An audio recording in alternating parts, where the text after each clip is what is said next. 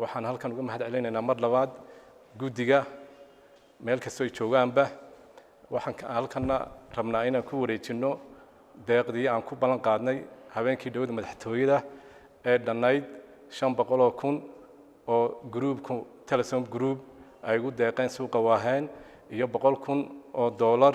oo shaqaale weynaha groupka Telesom iska jareen uguna deeqeen suuqa Waaheen marka ilaahay waxaan ka baryaynaa lacagta inta leeg inuu u barakeeyo oo uga dhigo bedel khayr qaba waxyaalihii uga gubtay suuqa sabri ibaana ilaahay ka wada siiyo dhammaan dadyowgii ku waxyeeloobay iyo dhammaan Soomaali meel kastoo ay joogto waxaanan mar labaad ugu mahad celinayaa dhammaan dadkii ka qayb qaatay iyo kuwa raba inay ka qayb qaataan dhammaantood iyagana waxaan leeyahay aad iyo aad ayaad u mahadsantihiin miisaankiina xasanaadkana Allah ha ku kordhiyo salaamu calaykum waraxmatullaahi wabarakaatuh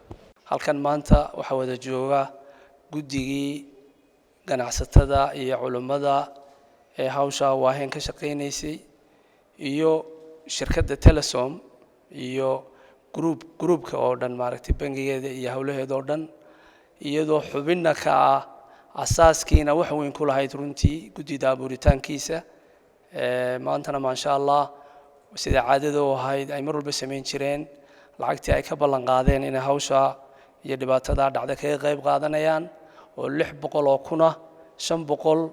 oo groupka ah iyo 100,000 oo shaqaalaha ay maartay iguna ku deeqeen ayaanu ka guddoonay ilaahay waxaan uga baryaynaa meesha ka soo saareen oo khayr laba u geliyo ilaahay waxaan ku baryaynaa inuu ku anfaco ay noqoto shirkad jirta oo waarta oo maartay kor u sii socota bismillaah alkariim waana uga mahadnaqaynaa mar walba si ay uga qayb qaataan dhibaatooyinka qarankan ku dhaca iyo Soomaali guud ahaan meel ay joogaanba wixii ku dhacayna ka qayb qaataanna markaas waa looga wadayahay billahi tawfiiq assalamu alaykum wa rahmatullahi wa barakatuh